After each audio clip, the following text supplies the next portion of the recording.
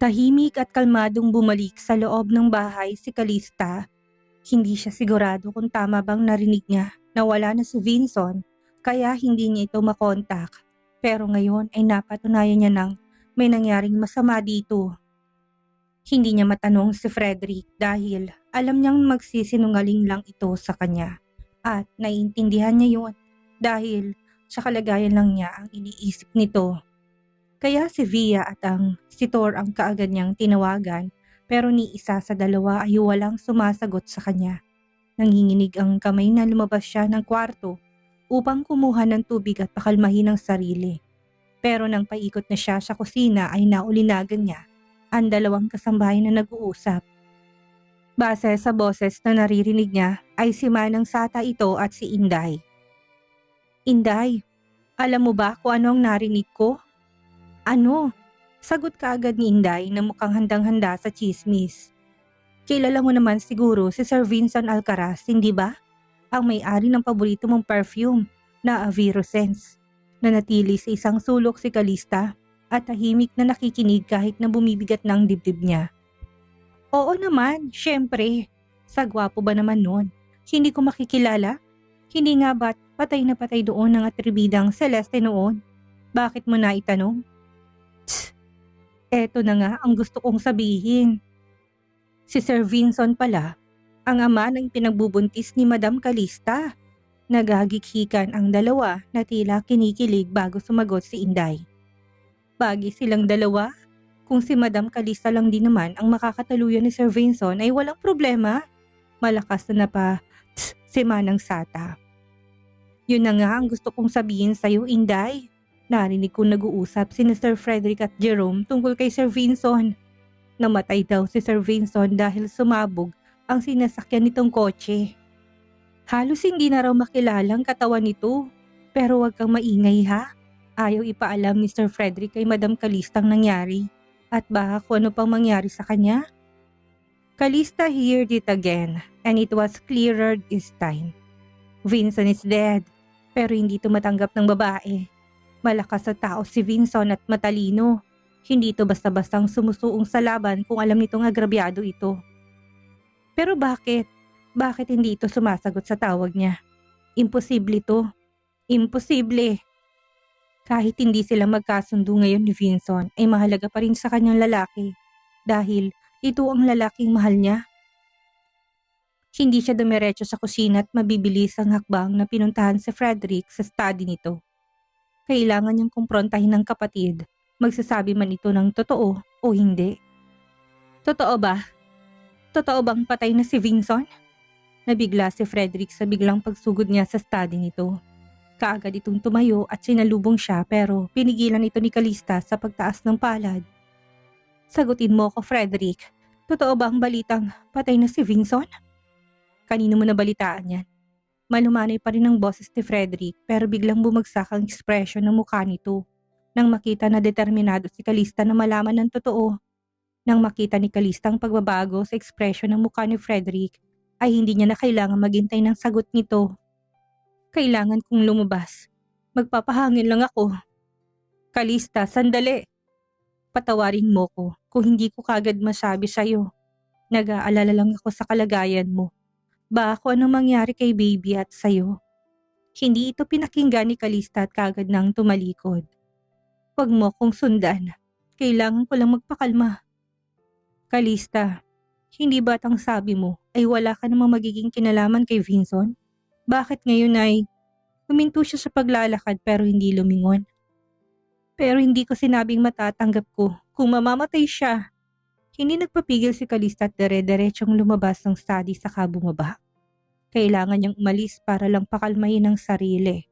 Sinundan naman siya ni Frederick na nakaalalay sa kanyang likuran. Calista, isipin mong anak mo. Sa tingin mo ba ay magiging masaya si Vincent kapag mapahamak ang anak ninyo? Calista stopped again but after a second, continued moving downstairs. Nakasunod pa rin sa kanya si Frederick pero hindi siya hinawakan upang pigilan at baka lalo lang may mangyari. Habang palabas ng bahay ay mabilis niyang tinawagan ang numero ni Via o kahit na si Thor. Pero hanggang ngayon, hindi pa rin niya makontak ang dalawa. Nakarating sa hardin si Calista at doon ay paikot-ikot siyang naglalakad-lakad habang pilit pa rin tinatawagan ng kaibigan. Pero tulad kanina, ni isa sa dalawa ay walang sumasagot at hinahayaan lang ng mga to na magring ang cellphone. Galit na pinadalhan niya ng mensahe ang dalawa sa GC nilang tatlo, pero ni isang hi ay walang sinasabi ang dalawa. Nagmamasid lang sa hindi kalayuan si Frederick sa bawat kilos niya, pero hindi ito pinansin ni Calista. Bitbit ang cellphone ay dumiretso siya sa gate at lumabas sa maliit na bukasan, saka lumabas. Malapit lang siya sa hardin kaya naman agad siyang nakalabas, pero si Frederick ay hindi kaya naman na makalapit to sa kanya ay nakalabas na siya. Calista, alam ko kung saan ka pupunta. Bakit hindi ka sumama sa akin at sabay nating hanapin si Vinson? Ito was Odelia. Nakaparadang sasakyan nito sa harap ng gate at pagkalabas niya ay siya kaagad ang unang nakita niya. Tinimbang niyang sinabi ng babae. Kung maghihintay pa siya na sagutin ng mga kaibigan niyang tawag ay maabutan na siya ni Frederick. Pero kung sasakay siya sa sasakyan ni Odelia, isang tao lang ang hanapin nila, kaya lang, dapat ba niya itong pagkatiwalaan? Calista, timbangin mong sinabi ko. Kung si Frederico ang mga kaibigan mong susundo sa'yo, ay siguradong ibabalik ka lang nila dito. Kaya sumakay ka na bago ka pa maabutan ng kapatid mo. The small gate creaked and it opened. Iniluwanan si Frederick na nakasunod na sa kanya, kaya naman hindi na nagdalawang isip si Calista at agad na sumakay sa kotse ni Odelia with an unknown destination. Alam kong gusto mong humingi ng tulong sa kaibigan mo para hanapin si Vinson, but it's useless. Ibabalik ka lang nila sa mansyon, ulit ni Odelia habang nasa biyahe na sila. Mabilis ang pagpapatakbo nito ng sasakyan pero hindi nagpakita ng takot si Calista kahit pa alam niyang nalalagay sa peligrong buhay niya dahil sa pagsama niya sa babaeng ito. Gusto niya lang makita si Vinson at alamin kung anong tunay na kalagayan nito. At kung wala na nga ito. So bakit ikaw ang nandito? Are you waiting here? Dahil alam mong lalabas ako? Dahil gusto lang kitang isama doon sa lugar na pinangyarihan ng krimen? Dahil katulad mo, ay naniwala kung hindi papatay si Vinson. At dahil alam kong ikaw lang ang maasahan kong sasama sa akin, ay ikaw ang una kong pinuntahan. Hindi kumbinsido si Calista sa rason ni Odelia kaya itinaas pa rin niyang vigilance dito. Hindi ka ba natatakot? Ba kung saan kita dalhin? Biglang tanong ni Odelia nang matagal nang namayaan niyang katahimikan. Sumandal si Calista at tinutukan tingin sa nadadaanan upang tingnan kung pamilyar ba sa kanyang daan. Pero hindi. It's not like I can't fight, matabang niyang sagot. Mahinang tawang sinagot ni Odelia saka nagpatuloy sa pagmamaneho. At lumipas pang kalahating oras ay nakarating na sila sa harap ng isang abandonadong gusali kung saan nangyaring insidente. We're here. Naunang bumaba si Odelia at pagbuksan sana siya ng pinto pero nakababa na si Calista at nakamasid sa sira-sirang sasakyan. Looking at the ruins, Calista couldn't help but shudder. Grabing nangyari sa kotse at halos hindi na ito makilanlan kung ano. Sa tansya niya isang makapangyarihang bomba ang inilagay sa kotse para magsanhi ng ganito katinding kalagayan. Sinubukan niyang imagine ang senaryo base sa mga nakaraan niyang inkwentro pero hindi niya kaya. Nilingon niya si Odelia na tulad niya ay nagmamasid din sa paligid. Dahil abandonado ng lugar, walang supply ng kuryente sa buong building at madilim ang paligid bukod sa ilaw ng kotse ni Odelia na nakatutok sa pinangyarihan ng pagsabog. Madilim din ang paligid at nagtatago ang buwan sa kamakapal na ulap at tila ba ayaw ipakita kay Calista ang anumang maliliit na clue na maaring makuha. Sigurado ka bang pumunta dito si Vinson? Bakit naman biglang pumunta rito si Vinson sa abandonadong lugar na to? Maya-maya tanong niya. The crisp sound of gravel as she walked towards the inner part of the abandoned building echoed. Every gritty raspy crunch of gravel paced the beat of Calista's heart, and even as she tried to calm down, the thought that Vinson was dead still pierced through her heart. Kahit pa pinadalan siya ng kapatid niya ng mensahe na baka half-brother ni Vinson ang may gawa nito at nag-iimbestiga ng mga pulis sa nangyari, ay hindi pa rin mapakali si Calista. Hanggat hindi niya nakikita ang lalaki. Tama ngang sinabi ni Rex na lumalambot na siya dahil natuto ng puso niya na magmahal. Pero tao lang din siya na marunong makaramdam ng emosyon. Kaya pala hindi siya nakatanggap ng anumang mensahe mula kay Vinson ay dahil may nangyari pala dito. Kinuha niyang cellphone at binuksan ng flashlight noon upang magumpisang maghanap hanggang sa makapasok sila sa loob ng abandonadong gusali. Wala siyang dala na kahit na anong armas at kung sakali mang mapapalaban siya, ang tanging magagamit niya ay ang cellphone na hawak. Kalista, paano natin mahanap si Vinson sa sobrang laki ng gusali na to? Bakit hindi tayo maghiwalay para mas mapadali ang paghahanap natin? Biglang tanong ni Odelia. Hindi umimik si Kalista dahil abala siya sa bawat pag-inspeksyon, sa bawat sulok na madaanan pero bigla siyang napatigil na biglang may nagsalita sa unahan niya. May ibang tao dito? Tanong niya sa isip at kagad na tinagong ilaw ng cellphone para hindi sila makita na kung sinong nasa unahan nila. Bilang pag-iingat na rin sakaling kalaban ng mga to. Boss, sa sobrang dilim ng paligid, mahahanap pa ba natin ang gusto mong hanapin? You shut up. Tumulong ka na lang. Nangunot ang noo ni Kalista dahil pamilyar sa kanyang boses ng lalaki. Hindi niya lang matandaan kung saan niya ito narinig. Habang nag-iisip ay sinilip niya mga to pero bigla namang nagsalita si Odelia na nasa likuran niya. Kalista, sa tingin mo ba sila ang taong gustong manakit kay Vinson? Marahas tong nilingon ni Kalista at ang matatalim na tingin ay binalaan ito na huwag maingay. Kung kalaban ngang nasa harapan nila at kung makita sila ay baka kung ano pang gawin ng dalawa sa kanila ni Odelia. But man proposes, God disposes. Mukhang katulad ni Kalista ay matalas din ang pandinig ng dalawang lalaki dahil narinig ng mga to ang boses ni Odelia. Boss, may ibang tao. Mahinang tumawang tinawag na boss saka ito nagbigay ng utos sa tauhan. Hanapin mo at huwag kang babalik hanggat hindi mo sila nakikita. Sa tingin ko, kung sino man ang nandyan ay konektado kay Vinson. Shit! Mahinang napamura si Kalista at agad na umalis sa kinatatayuan upang magtago. Paglingon niya upang balaan si Odelia ay wala na ito sa likuran niya. Odelia! Wala nang panahon si Kalista para hanapin pa kung saan ang babae at naghanap ng mapagtataguan pero nakasalubong niyang isa sa dalawang lalaki na kaagad nang inilawan ng kanyang muka. Kahit nahuli na siya, hindi siya nagpakita ng takot. Bagkus inihanda niyang sarili kung sakaling makipaglaban dito. Pero na magtapat ang mukha nila ng lalaki na tigilan si Kalista dahil pamilyar to sa kanya. Ang lalaking kumidnap sa kanya noon, humugot ng barilang lalaki saka tinutok yun sa baba niya. I remember you. You are Vinson's wife. Binaba nitong baril at tinutok sa tiyan niya. I've been wanting to meet you. Sino mag-aakala na ikaw mismong aapak sa lungga ko ha? So, ito ang kapatid ni Vinson? Tanong niya sa isip at matamantong tinitigan. Magkahawig nga sila ng lalaki pero mas matapang ang mukha nito. Follow me and don't try to escape. Baka dalawa kayo ng anak mong mamatay. Kalista quickly followed dahil na-pick up niya sa sinasabi ng lalaki na buhay pa si Vinson. Bakit nito sasabihin sa kanya na gusto siya nitong gamitin para lang lumabas si Vinson? Tahimik na sumama si Kalista.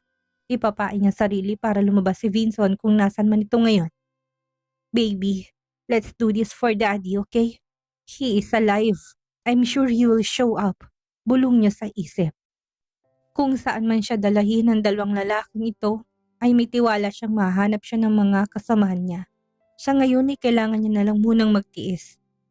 Cellphone, inilahad ng kapatid ni Vincent ang palad kay Kalista bago binuguan siya ng usok sa muka. Akin na ang cellphone mo. Ulit pa nito. Hindi natinag at hindi siya nagpakita ng takot pero bahagyang humihilab ang tiyan niya. Kaya pinagpapawisan siya ng malapot.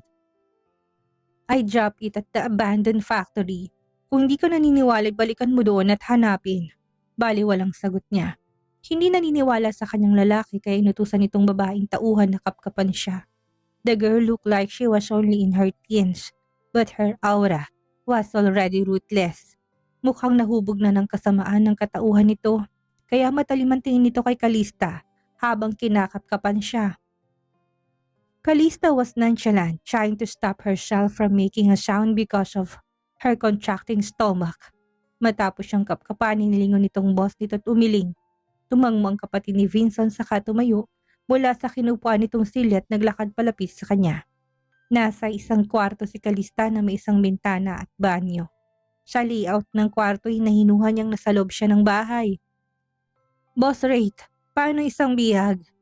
Nilingon ni Wraith, ang pangalan ng kapatid ni Vincent. Ang lalaking tauhan na kasama nito sa abandonadong factory. "Let him rot. Nabalitaan ko na lahat ng yaman ng lalaking yun ay napunta dito dahil sa pag-aakalang namatay na siya." Tinutukan ni Wraith ng baril ang maumbok na tiyan ni Calista. When Calista heard that, she secretly held hope. Alam niyang tinutukoy ng lalaking ito si Vincent at ibig nitong sabihin ay hawak din ng mga ito si Vincent. Kailangan niyang iligtas ang lalaki. "Anong gusto mong gawin sa akin?" Kalmadong tanong niya at direktang tumingin sa mata ni Wraith upang basahin ang katotohanan sa sagot nito. Nakaupo siya sa maliit na higaan na siyang available sa loob ng kwarto. "Simple lang. Ang mana ng magiging anak mo ng ganid kong kapatid." Nangaasar ng umisi si Calista. "Hindi ba't sa inyong dalawa ikaw ang ganid? You killed your sibling only because of his assets. Sa tingin mo ba ay magtatagumpay ka sa gagawin mo?" Biglang pinutok ni Wraith ang baril sa sahig pero hindi nagulat si Calista. She can handle even more than this. "Yes, si Vincent ang ganid. Dahil ipinagkait niya sa akin ang dapat ay para sa akin. Anak din ako ng kanyang ama. Pero anong natatanggap ko mula sa kanila? Wala. Kaya wag mo akong sisisihin kung ginawa ko mga bagay na ito. Dahil hindi mo alam kung anong hirap na pinagdaanan ko para lang makasurvive sa araw-araw. Kung ang asawa mo yung nagpapakasasa sa yaman, kami ay halos walang makain kung hindi pa magnakaw. Kaya pinatay mo si Vincent?" Matalimang boses na tanong niya. "You could ask your father. Huwag mong sisihin si Vincent sa paghihirap mo dahil hindi siyang nagloko para mapanganak ka at maranasan ang hirap ng mundo. At huwag mong idamay ang anak ko dahil wala siyang kinalaman sa lahat ng ito. May ibang asawa si Vincent at siyang hanapin mo." Hindi siya pinakinggan ni Ray. Umalis to sa harapan niya at tinalikuran siya. "Don't think that you can escape here. Sa tingin mo may mapipigil pa sa akin kung tagapagmanay na sa kamay ko na?" Binalingan nitong babaeng tauhan. "Bantayan mo siyang maigi. Kilala kong babaeng yan. Hindi yan basta-basta." Pagkasabi nun ay umalis sa loob ng kwartong lalaki. Nang wala na si Vincent ay dahan-dahan tumayo si Calista, pero kaagad siyang nilapitan ng babaeng bantay. "Saan ka pupunta?" "Kailangan kong pumunta ng banyo." Sinamahan siya nito at binantayan hanggang sa makapasok siya sa loob ng banyo, habang ito'y nagbabantay sa kanya sa loob. Pagkapasok ni Calista sa loob ng banyo, hinugot niya ang cellphone na nakasuksok sa loob ng kanyang panty. Hindi yun nakita ng babae dahil hindi siya kinapkapan sa private area niya. Mabilis niyang nagpadala ng SOS kay Rex at sinanditong lokasyon. Gamit ang application na ginawa nila ay hinajack niya ang lahat ng CCTV camera na nakakabit sa buong bahay na kinapture niya kanina gamit ang maliit na camera sa pendant na suot niyang kwintas. Inusisa niyang bawat kwarto na may kamera. At doon niya natagpuan ng kwartong kinaroroonan ni Vincent na nasa basement. Pinagmasdan niya kung ilan ang tauhan na pag-alagala sa bahay pero hindi pa niya na-check lahat nang bigla siyang kinatok ng babaeng bantay. "Labas na!" Nakalak ang pinto ng banyo kaya tinayaan niyang kumatok ito ng kumatok habang nakikipagpalitan ng mensahe kay Rex. Papunta nito at kung sinong kasama hindi niya alam. Mabilis siyang umihit matapos ay finlash ay naghugas ng kamay, saka tinagong phone at kagad siyang lumabas. Nang sumapit ang gabi, binigyan si Calista ng bantay na makakain na sapat lang sa kanya, pero kulang para sa kanila ng anak niya. Kailangan na niyang madaliin ang pagtakas dito. "Kailangan kong maligo." Saad niya sa bantay matapos kumain at habang nililigpit nito ang pinagkainan niya. Kailangan niyang malaman kung nakarating na sina Rex para simulan na niyang planong pagtakas kay Vincent. Nagpapasalamat siya at nawala ng sakit ng kanyang tiyan. Habang hinihintay ang sagot ng babae, ay pinagmasdan niyang baril na nakapatong sa mesa at kaagad na gumanang isip kung paano yun kunin. Mukhang walang balak na umalis ang bantay niya sa loob ng kwarto at hindi niya rin ito basta-bastang mapapaalis. Dahil sigurado siyang pinagmamasdan ni Wraith ang bawat kilos niya. sa CCTV na nakakabit sa kwarto niya. Hindi nagsalita ang babae at nagpatiuna lang ito sa banyo, bitbit ang damit niyang pamalit na kanina pa nakahanda. Kung balak na Rick na gamitin ng anak niya para makuha, ang yaman ni Vinson ay kailangan niya itong itrato ng maayos. Makakalabas ka na't maliligo lang naman ako. Pagtatabi niya sa babae. Ngunit hindi natinag ang babae. Magkatabi silang nakaharap sa salamin kay nakbayan to ni Calista. Mas matangkad siya dito pero dahil buntis siya, ay mas mabilis na kumilos ang babae. Agad nitong inalis ang kamay niyang nakapatong sa batok nito pero nagmatigas si Calista. Relax. I just want to tell you something. Nginitian niya ito sa pamamagitan ng reflection niya sa salamin. Actually, I know you are not that bad. Pero, mabilis pa sa isang iglap na ginalaw niyang kamay at kagad na pinisilang carotid arteries nito. Nanlaban ang babae at pilit siyang sinisiko pero hindi ito hinayaan ni Calista. Kahit nabuntis siya, ikaya niya makipaglaban. After 10 seconds pass, the girl lost consciousness and Calista quickly took her phone out. Ang una niyang ginawa hinintong pag-capture ng CCTV pero akalain na nanood dito na gumagana pa rin ito. Pagkatapos ay binasa ang mensahe na pinadala ni Rex at nalaman kanina pa palang mga to naghihintay sa signal niya. I'm ready. Send people to the location I gave you and I will meet you there. The living room is compromised with dogs and humans who look like dogs. Send someone to deal with that shit, right? I want, he said.